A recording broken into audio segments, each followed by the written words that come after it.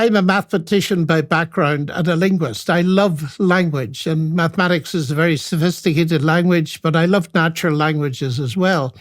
And it seems to me that where this fits together best is first in the fact that we can do science, in the sense that there is a rational intelligibility to the universe, which is the foundation of modern science and is a legacy of the biblical worldview. So that the mathematical describability, Einstein talked about, he couldn't imagine any genuine scientist without faith in that.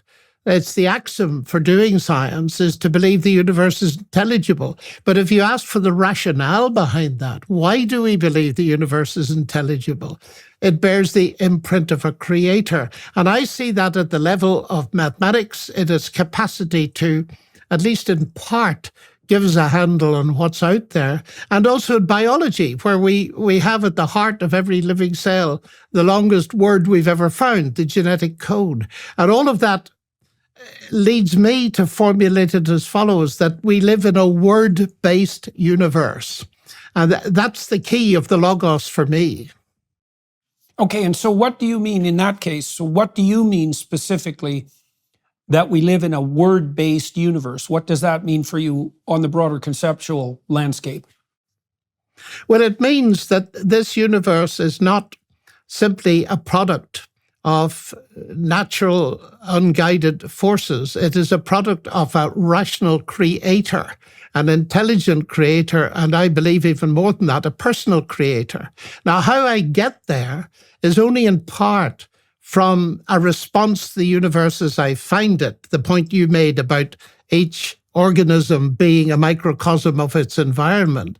It's also, it seems to me that there are two major sources of knowledge. There is, first of all, observing the universe, science, etc. Then there are the humanities.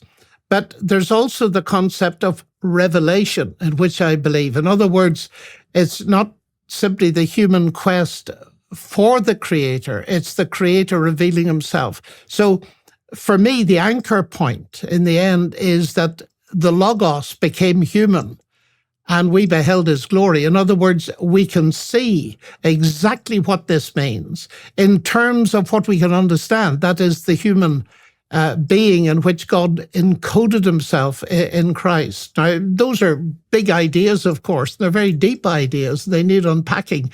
But that's essentially where I'm coming from.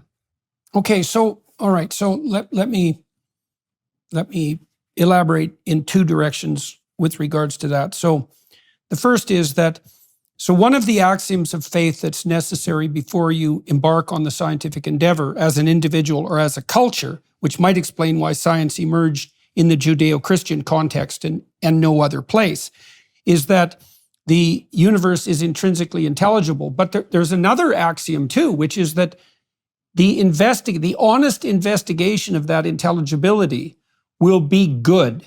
And so there is this insistence in Genesis when God casts order out of chaos and creates the world.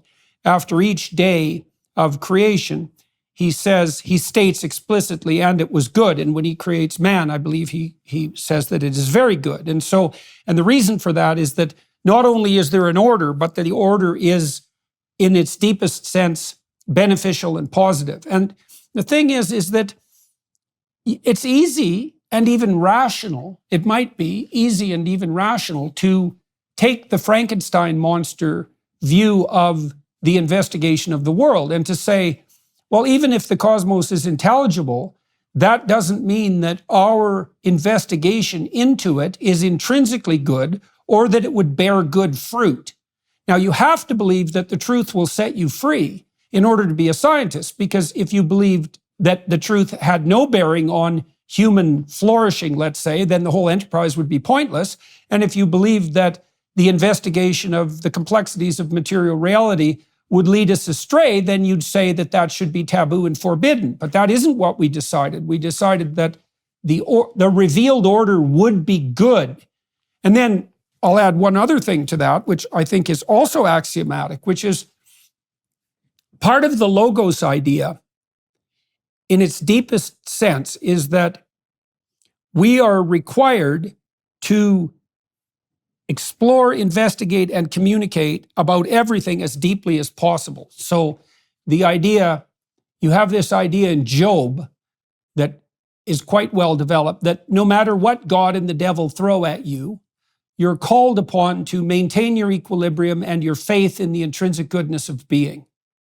And then that's expanded in the Gospels, because the trials of Christ are the most extreme trials that can be imagined. And I mean that literally. That's partly why the story has such potency, right? It's the worst possible sequence of events that could happen to the least possibly deserving person.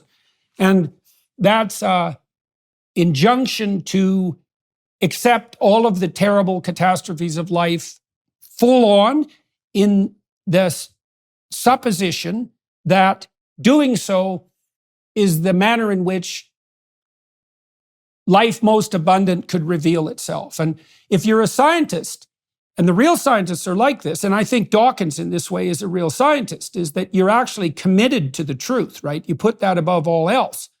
And you wouldn't do that if you didn't believe that the logos of commitment establishes the order that is good. And I don't think you do that without an intrinsic belief that it's something like human beings are made in the image of God. I can't see any escape from that rationale.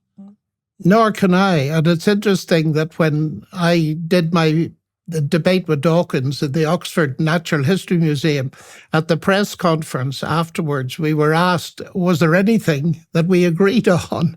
And there was one thing, and that is that truth exists. And this is a crucial thing. It depends that we are committed to the pursuit of truth. Otherwise, as you say, science is absolutely no point. I happen to believe that truth, of course, is not simply propositional truth, but ultimately truth is a person. And that is the very deep claim. I am the way, the truth, and the life. And it's interesting there that Jesus wasn't merely saying, I say true things. This goes much deeper. I am the truth. And if we set up a sequence of questions about anything, what is the truth about the atom? Well, you can split it into elementary particles. What is the truth about those? I believe this claim is so big that it's actually saying that at the end of the backward sequence of questions, Jesus Christ will say, I am the truth. And of course, that resonates with what you were studying in Exodus so interestingly. I am is the fundamental proposition about the nature of God.